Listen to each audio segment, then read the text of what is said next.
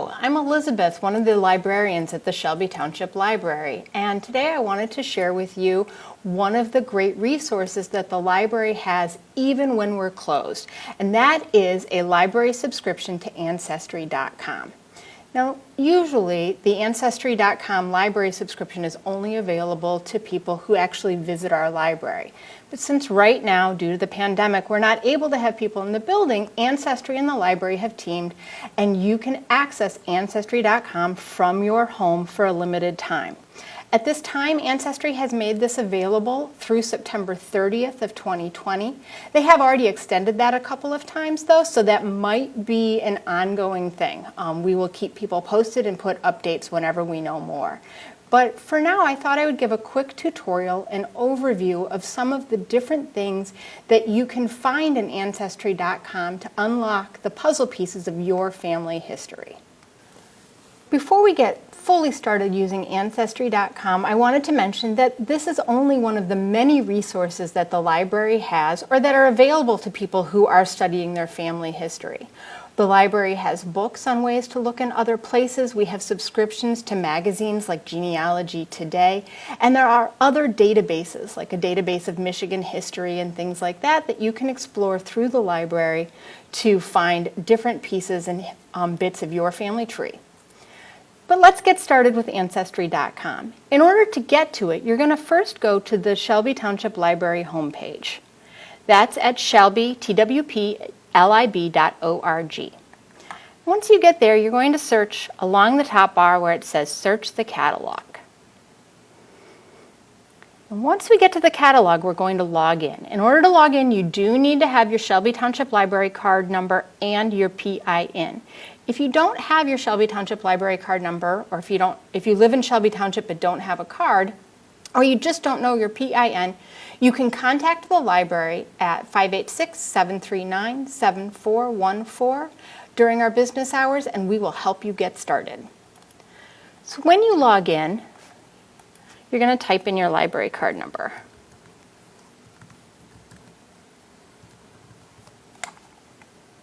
And your PIN.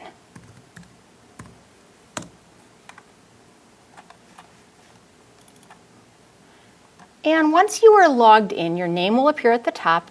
Over on the left-hand side, this box will have just opened up a new item on the menu. It will have added Ancestry Remote Access. That is going to be how we're going to get to Ancestry.com. So we're going to click right there where it says Ancestry Remote Access.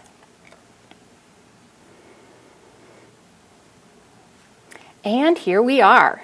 So as you look at this first page, you can see that there's a lot of different information. Down below, there are things like quick links to public member trees. Those are trees that people who have personal subscriptions to Ancestry.com have made. One thing I wanted to mention about Ancestry.com, the library subscription, is that it is a little bit different than a personal subscription. So if you've ever experimented or played around with one of those, there will be a lot of the same information. But our subscription has international information, which makes it maybe more complex than the basic personal subscription. However, it does lack the ability to save individual items right in your Ancestry account. You can still save things to your home computer, you can print them out, you can download them to a flash drive. So there's a lot of ways to save the information that you found. It is just a little bit different than a personal one. So if you're looking for specific information in your family, you can do one of these quick links. So if you're looking for immigration information, birth and marriage records, but if you're just kind of starting to explore and you want to know what can I find out, you can do a general search. And so we're just going to click here on all categories to show a general search. One thing I encourage you to do as you're starting is to think about what you already know.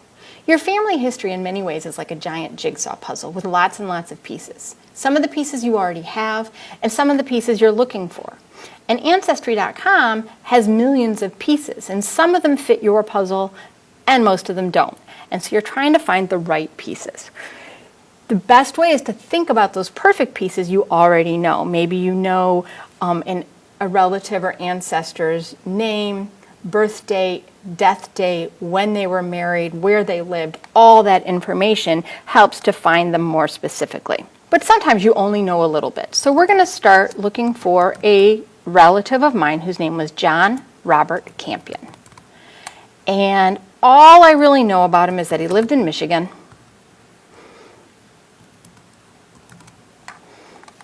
And you can see here that it'll show you a lot of different places. You want to make sure you're clicking on the right place, so Michigan, United States, and that he was born in 1916. And then we're going to click on search.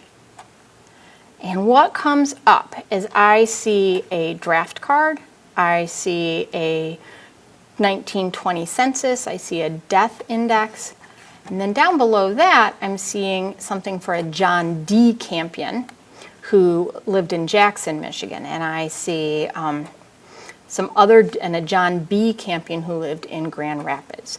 I'm pretty sure about that first initial, so I know I want to stick with the John R. Campion. And that's one of the things to think about. If you didn't know that middle name, you'd want to check all those records to make sure that you are getting to the right person. One of the things that we're going to start talking about now is the U.S. Census information. As I'm sure you know, the U.S. Census is part of the United States Constitution. It is required by law that the United States counts every person in the country every 10 years to find out where they're living, and that is used then to figure out things like voting districts and where federal funds go and all kinds of things. And the census questions have varied from decade to decade. And so it's kind of interesting to look at those different census lists. One thing I will say is that as we are doing our family tree and using census information to find out our family's history, if you haven't already done the 2020 census, I strongly encourage you to do that so that your descendants will be able to find out information for their own family trees. So going back, we're going to go back home so I can just show you here that there are census records from 1790 through 1940. While they have done censuses in 1950, 1960, those records are not available to the public. It is also required by law that those records be kept private or secret for 70 years. So the 1950 records should be released somewhere in the next year, somewhere in 2021. And they vary a lot. In the earliest censuses, 1790 and 1800, they asked only for the name of the man of the house. They asked for the number of children living in the house, the number of people, adults who lived in the house, and a number of people like people of color, or the number of slaves in the house. Obviously, so much has changed since then that the questions on the census have changed. And we're going to look at some examples. So we're going to go back to search. And this time we're going to look for census and voter lists. So we're going to do not a general search, but a narrow search.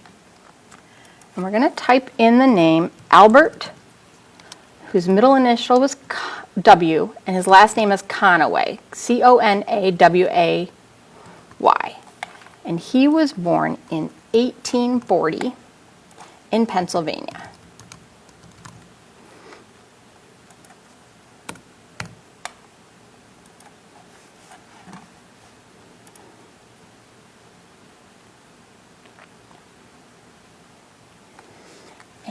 So right here is the as you can see, we've got the 1910 census, the 1900 census, 1920, all for this gentleman. So we're going to take a second here and look at just the 1900 census. When it comes up on Ancestry, most of the information on the census has been very nicely and helpfully typed out for you. This is great because sometimes reading handwriting from over 100 years ago can be a bit of a challenge. So it's nice to see this all put here for you. It lists his name, it lists where exactly he's living, it lists his wife's name and his occupation, things like that. But it is also helpful to view the census, which we can do right here. When you view a census, one thing that Ancestry.com does for us that's very helpful is it highlights the person that you are looking for.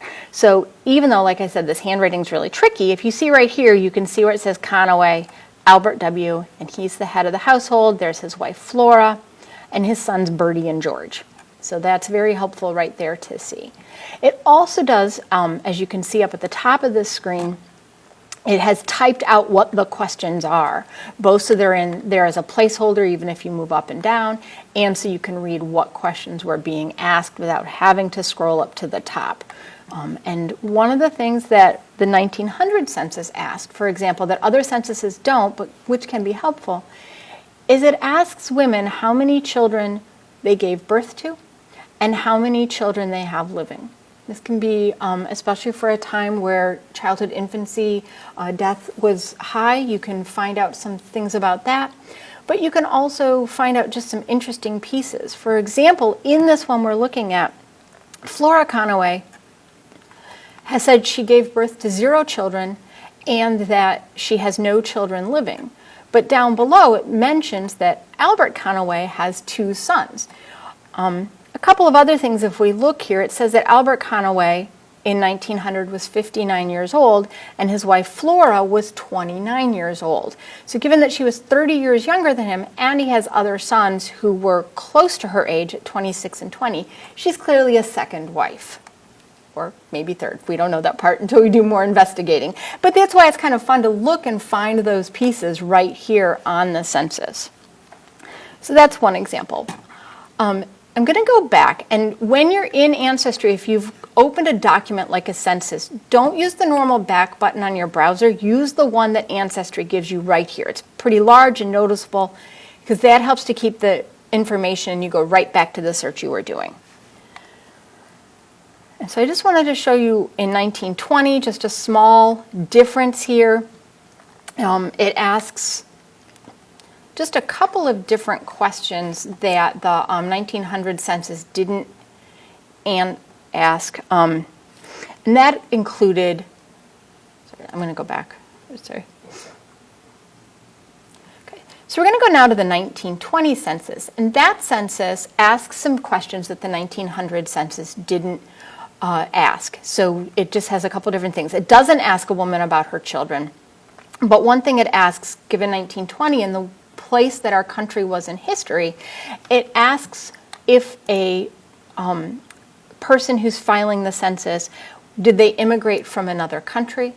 And if so, what country? It asks what their native language is. And it also asks if they've become a naturalized citizen.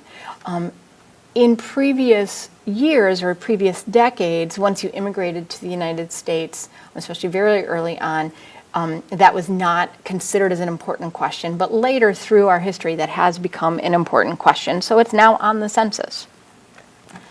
So we're going to go back and I'm just going to show, pause, all right. Okay, so now we're going to go back. I just wanted to mention a couple of other census questions. We're not going to look at examples at all of them, but in 1930, as the country was becoming more technological in many ways, one of the questions on the 1930 census was, do you own a radio? It also asked, were you a veteran? And this is, in 1930, this would have been just about 13 years past World War I. And so that was asking mostly about World War I veterans. In 1940, for example, when the Depression was just ending, but before the United States entry into World War II, it asked questions about, are you employed? How long have you been unemployed? And if you're working, are you working for a private company or for the government? And that was tracking partly how much federal programs that employed people, what they had been doing.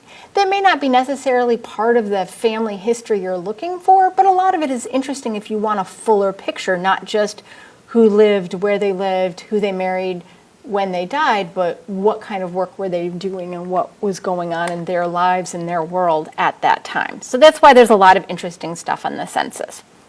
The census only answers some questions, though. There's a lot of questions you may have that you can't find on the census. One of the key things on the census, like I mentioned in very early censuses, like 1790, 1800, women don't get names at all. It simply asks for the name of the head of the household, and then is there a wife, and maybe how old she is, maybe not, maybe just is she an adult, things like that. So we need to find some other ways to look for information. And there's a lot of other hidden secrets and different spots to puzzle out those little tidbits of information in Ancestry. Right, so this time we're going to do a marriage search. So I'm going to put in that same example we started with before, John Robert Campion. And we know that he was born in 1916, and we know he's from Michigan. And we know that his spouse's name was Eva, and so we can put that in there. And now we are going to search. And so right up here, the first thing we have is Michigan marriage records. I'm going to skip ahead a little bit. If you were doing this for your own family in the first time, you would click on that and see if it's the right person. You click on the next one and see if it's the right person. I've already moved us forward a little bit, and I know that's not the right John Robert Campion because that's his father. We're going to start with John Robert Campion Jr. here. And if we hadn't figured out before that he was a junior, now we know. And that he got married in Pennsylvania. And here he is, married to Viral Eva Conaway. And I am going to click on this, and this shows part of the application for their marriage. One thing on this, which I didn't point out before, is over here on the right-hand side are a lot of little tools that you can use. And if you see here, there's a plus and there's a minus, so if it's too big, you can click on that minus and make it a little bit smaller. And if it was too tiny to read, we could click on that plus and make it a little bigger.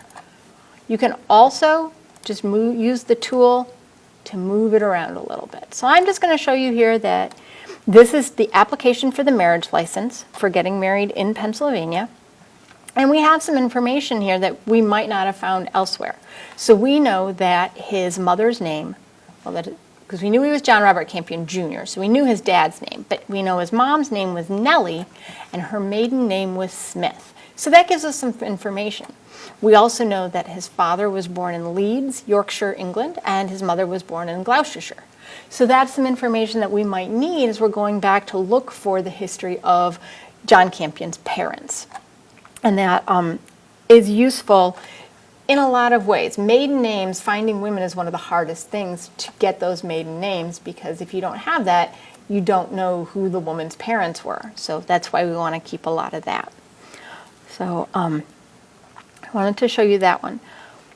Another thing is, on the census for John Robert Campion when he was married, it showed that his wife's name was Eva, which is why I put Eva in. But here I discover that Eva is really her middle name, that her first name was Viral. So I might want to do a new search for just her using the name Viral Eva Conaway or Viral Eva Campion, and that might lead me to some more official documents where she used her full name.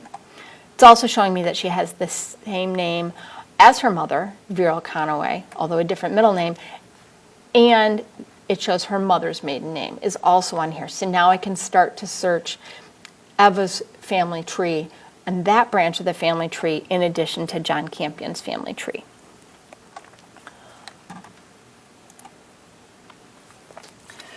So on that marriage certificate, or the application for marriage license, we were able to find the maiden names of both the bride and the groom's mothers, which is a great tool. But sometimes those are not findable. One thing about Ancestry.com that I wanted to mention is that there are records that people have digitized and then given to Ancestry.com to use, which is a wonderful tool. But sometimes those records have not been digitized, and so they're not available in Ancestry.com. Another thing that happens is over the years, perhaps records, because of course they were all on paper, wherever they were being stored, there could have been a fire, there could have been a flood, and those records may no longer be available. So you want to have different tools in case you can't find any evidence of marriage records, but maybe you can find death certificates. So now we're going to look at a death certificate. So we're going to go ahead and put in someone who we already looked up once before as well. His name is Albert W. Conaway. And like I said before, he was born in 1841, and he was born in Pennsylvania. And we are going to just try a general search here and see if we can find him. And as I showed you before, we did the general search for birth, marriage, and death. Once you get into that search, you can narrow it down even more. So if you see over here on the left, there's birth, baptism, and christening records, there's marriage and divorce records, and then there are death records. We don't need to filter it down because you can see right here, right up on the top, Albert W. Conaway's death certificate popped up right on top. So we're going to go ahead and click on that one. And to help confirm that we have the right person, it shows that he's living in roughly the same place in Pennsylvania he was on that census we looked at, and his spouse's name is Flora Conaway, and he was married to Flora on that census. Now, of course, there are some really common names out there, and it might be the wrong person, but the right maiden or the right wife's name. In this case, Flora being a less common name, we've probably got the right person. So we're going to go ahead and click on View to see what else this tells us. And so up here, we've got his name. I'm going to make this just a little bit smaller, and then we'll just move it around. It shows that he was born in 1841. We get an exact date of his birth, which we did not have from the census, so that's kind of nice to know. It tells you that he was retired, the name of his father, and here is the name of his mother's maiden name. So if we had not found his marriage certificate, for example, we still get that maiden name there. And now we know we can look for Rhodey Carter, and that she was also from Pennsylvania. So that gives us some different things. Sometimes if you're trying to piece together family history, the other thing is a cause of death is always given on a death certificate. And sometimes if you're looking for maybe chronic illnesses within a family and trying to trace those back, that's another way to look. So that is one other thing there. And I am just gonna, so that's another thing to look at. A couple of other things we're gonna look at really quickly. One, I know we're hopping back and forth between the same people, but I just want to show a variety of different things, and these are good people for examples for certain things. So I'm going to put John Robert Campion back in here. And this time we're going to click on military records. So we put that in, and we're going to go ahead and put in his birth date again. And then he lived in Michigan. And we're going to click on this. And so here is his draft card, and this is for World War II. So as you can see, we do have a different birth date for him, so we may want to check into that, because here this is saying he was born on April 18th, 1914, but he is still married to Eva V. Campion. So as we discovered on our marriage application, it's actually Viral Eva, but she is using it that way, or he did when he filled this out. And if we view it the actual thing, it gives us a little bit more about his life, where he's living in Ferndale, and the fact that he works for Ford in Dearborn, and that he has listed his wife as next of kin. So that's just some little information there. It's not a lot of information, but if you are having trouble finding bits of information in other sources, this might be one. Like we talked about how the census is filled out, they're trying to count everybody, but not everybody always answers the census every 10 years. So a relative of yours might not be in the census. This is a way to find out some other information. And then we're going to go back here to edit search, and only because I'm going to change this birth date, instead of John Robert Campion Jr., we're going to take just a second here and look for his father, because I wanted to talk about immigration. Actually, that's going to be military records. We are going to go to search and start a new search. So we'll do a new search here. And we are going to put in John Robert Campion. And if you remember before, he lived in Michigan, but then we're going to click here on Show More Options, and we're going to put birth. And even though I don't know his birth year, we know that according to the marriage application, he was from Leeds in Yorkshire, England. So we're going to use that and see what we can find with that. And we'll click search. And now we are seeing some things. We see a Detroit border crossing and passenger crew from Leeds that came to Detroit in 1907. And we'll go ahead and just filter that. Sometimes if you do a search and you're getting more information than you need, like we've got that draft card again, we've got his own draft card. Over here you can click on immigration at that time, and that's going to narrow it down. So we have a Detroit border crossing. We have a U.S. border crossing from Canada to the United States. And then we have some other Campions who are not the Campions we're looking for. So let's just look at that first one. And it shows you right on here, and we'll look at the cards in a second, but it shows that, as we guessed, he came from Leeds, which is a city in Yorkshire, England. He arrived in 1907. He arrived from Canada, and that they asked for an arrival contact in the United States. So he had a friend in Detroit, and that his father's name was James. So when we go to search his family history further back, we know to now look for a James Campion. And the other thing on here is not only do we know that his father's name is James Campion, if we go in, and I'm going to make this just a little bit bigger, it shows his father's whole address, and sometimes that can be helpful to look for too. So that's a little information there about him as we are trying to look further back beyond John. And the other thing here is this U.S. border crossing, and that's just a manifest. But it tells you the name of the boat, the name of the ship, and where exactly he crossed. So different information there.